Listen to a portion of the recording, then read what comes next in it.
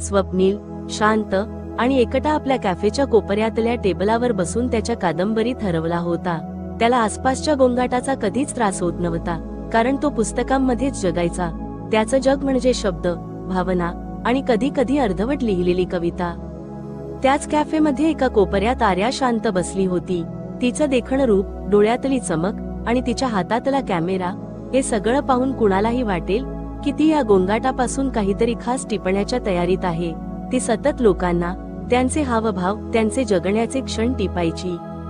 त्या दिवशी एका क्षणी आर्याचा कॅमेरा स्वप्नीलकडे वळला. तो शांत बसून कादंबरी वाचत होता, पण त्याच्या चेहऱ्यावर उमटणाऱ्या भावना जणू त्या कथेचं प्रतिबिंब होतं. आर्या काही क्षण त्याला बघतच राहिली. तो क्षण तिच्या कॅमेऱ्यात बंदिस्त झाला. दुसऱ्याच दिवशी स्वप्नीलने पाहिलं की त्याच्या समोर आर्या उभी होती. तिच्या हातात कॅमेरा आणि चेहऱ्यावर हलकं हसू. हाय, मी आर्या. कालच तुला पाहिलं आणि असं वाटलं की तुझ्यावर एक छान फोटो सिरीज करू शकते. तुला चालेल का? ती विचारत होती. स्वप्नीलला थोडं विचित्र वाटलं, पण तिच्या डोळ्यातली प्रामाणिकता पाहून तो नाही म्हणू शकला नाही. त्यानंतर त्यांच्या भेटी वाढल्या. आर्या त्याच्या आयुष्यातला प्रत्येक पैलू कॅमेऱ्यात बंदिस्त करत होती आणि स्वप्नील तिच्यासाठी नवीन कविता लिहित होता. त्या गप्पांमधून त्यांना एकमेकांमध्ये किती साम्य आहे हे उमजत गेलं. स्वप्नीलला तिच्या कॅमेऱ्यातून जग बघायला शिकायला मिळालं, तर आर्याला त्याच्या शब्दांमधून भावना व्यक्त करता यायला शिकला. एक दिवस कॅफेच्या छतावर ते दोघं चांदण्यांच्या प्रकाशात बसले होते. स्वप्नीलने शांतपणे आर्याचा हात हातात घेतला आणि म्हणाला, आर्या, तुझ्या कॅमेऱ्याने माझ्या आयुष्यातल्या क्षणांना कायमस्वरूपी जिवंत केलंय, पण मला असं वाटतंय की तूच माझ्या प्रत्येक क्षणाची मुख्य फ्रेम आहेस. आर्याने त्याच्या डोळ्यात पाहिलं आणि हसून उत्तर दिलं, आणि तुझ्या कवितांमध्ये मी कायमच जिवंत राहील. आपण दोघं मिळून एक सुंदर गोष्ट लिहूया, कायमसाठी. आकाशात चंद्र मंदस्मित करत होता. जणू त्यांचं ते चांदण्याचं नातं पाहून तोही आनंदी झाला होता.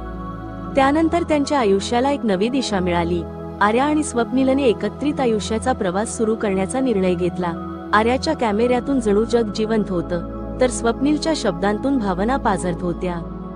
त्यांनी एकत्र काम करायचं ठरवलं. आर्याने तिच्या फोटोग्राफी प्रदर्शनात स्वप्नीलच्या कविता समाविष्ट केल्या, तर स्वप्नीलने आपल्या पुस्तकासाठी आर्याच्या छायाचित्रांचा वापर केला. त्यांच्या कलेने लोकांना भुरळ घातली. त्यांचं एकत्र काम म्हणजे कला आणि भावनेचं परिपूर्ण मिश्रण होतं. त्यांनी एका लहानशा गावाला भेट दिली, जेथील निसर्गाने त्यांना मोहून टाकलं. तिथं राहून त्यांनी एक नवीन प्रकल्प सुरू केला, एक पुस्तक, ज्यात आर्याच्या फोटोंच्या माध्यमातून लोकांच्या कथा दाखवल्या गेल्या आणि त्या प्रत्येक कथेला स्वप्नीलने आपल्या कवितेत गुंफलं. तिथल्या गावकऱ्यांसोबत राहून त्यांनी खूप काही शिकलं. लोकांच्या साध्या आयुष्यातली खरी श्रीमंती त्यांच्या कलेत उतरली. त्यांचं पुस्तक जगण्यातले रंग प्रसिद्ध झालं आणि अल्पावधीतच खूप लोकप्रिय झालं. त्यांच्या कलाकृतीने लोकांच्या हृदयाला स्पर्श केला. या यशानंतरही त्यांच्या नात्यातली सादगी तशीच राहिली. ते रोज एकत्र चहा घेत, नवीन कल्पनांवर चर्चा करत आणि एकमेकांसोबत नवीन स्वप्न पाहत. स्वप्नील कधीतरी आर्याला म्हणायचा, तू माझ्या कवितेची प्रेरणा आहेस, तर आर्या म्हणायची, आणि तू माझ्या प्रत्येक फोटोच्या मागचं गुपित. त्यांच्या प्रेमाने कला आणि आयुष्याचा सुंदर संगम तयार केला होता. आयुष्याच्या प्रत्येक वळणावर त्यांनी एकमेकांसोबत असं जग उभं केलं, जिथं फक्त प्रेम, कला आणि आनंद होतं. आणि त्या चांदण्याखाली दिलेला वचन, आपण एक सुंदर गोष्ट लिहूया, ते त्यांनी खरोखर पूर्ण केलं. ती गोष्ट म्हणजे त्यांचं आयुष्य होतं, एक अस्सल, साधं आणि सच्च प्रेमकथेत गुंफलेलं आयुष्य. त्यांचं आयुष्य आता त्या छोट्या गावात अधिकच रमलं होतं. लोकांच्या चेहऱ्यावरील आनंद, निसर्गाची शांती आणि त्यांच्या कलेतून उमटणाऱ्या हृदयाच्या स्पंदनांनी त्यांना सतत प्रेरित केलं. स्वप्नील आणि आर्याच्या कलेची देशभर चर्चा होऊ लागली. त्यांना मोठ्या प्रदर्शनांसाठी बोलावलं जाऊ लागलं. पण या यशाच्या शिखरावर सुद्धा त्यांनी एकमेकांशी असलेलं साधं नातं आणि त्यांचं स्वतःचं जगणं कधीही हरवू दिलं नाही. ते दररोज सकाळी गावाच्या वेशीवरून फिरायला जात, लोकांशी गप्पा मारत आणि त्यांच्या साध्या आयुष्याचं सुख अनुभवत. एक दिवस गावातल्या एका लहानशा शाळेत त्यांना बोलावलं गेलं. शिक्षकांनी त्यांना सांगितलं की मुलांना कलेबद्दल खूप उत्सुकता आहे. आर्या आणि स्वप्नीलने त्या मुलांना कला, शब्द आणि स्वप्नांची ताकद काय असते हे दाखवायचं ठरवलं. स्वप्नीलने मुलांसाठी एक कविता लिहिली, स्वप्नांना पंख कसे फुटतात, आणि आर्याने त्या कवितेला जोडून प्रत्येक मुलाचा एक खास फोटो काढला. मुलांच्या चेहऱ्यावरचा उत्साह पाहून त्यांना वाटलं, हेच त्यांच्या कलेचं खऱ्या अर्थाने यश आहे.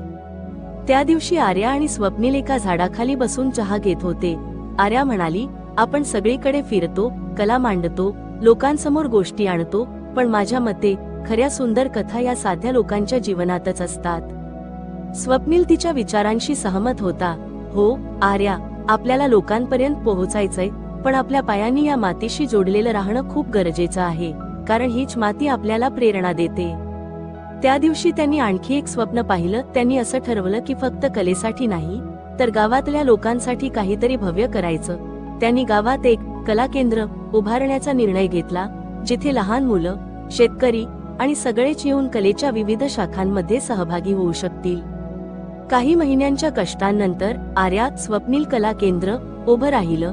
त्या ठिकाणी फोटोग्राफी, चित्रकला, लेखन आणि हस्तकलेचे वर्ग सुरू झाले. गावकऱ्यांना स्वतःच्या आयुष्याची सुंदरता कळू लागली. त्यांच्या साध्या कथा जगापर्यंत पोहोचल्या. आर्या आणि स्वप्नीलचं आयुष्य आता त्या केंद्राभोवती फिरू लागलं होतं. ते लोकांच्या आयुष्यात नवी उमेद भरत होते आणि त्या लोकांच्या कथा त्यांच्या कलेतून अधिक समृद्ध होत होत्या. एक दिवशी आर्या चांदण्या पाहत होती आणि स्वप्नील तिच्या बाजूला बसून लिहित होता. त्याने एक कविता तिला वाचून दाखवली. तुझ्या डोळ्यात दिसतो चंद्र, तुझ्या हसण्यात सूर फुलतो, तू माझ्या कवितेची रचना, तूच माझं अख्खं आयुष्य हो.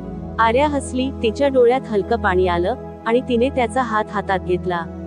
आपलं आयुष्य म्हणजे एक अशी कविता आहे जी कधीही संपणार नाही, ती म्हणाली. आणि खरोखर त्यांची प्रेमकहाणी आता फक्त त्यांची नव्हती, ती त्या गावाची, कलेची आणि जगभरातील प्रेरणादायक कथा बनली होती.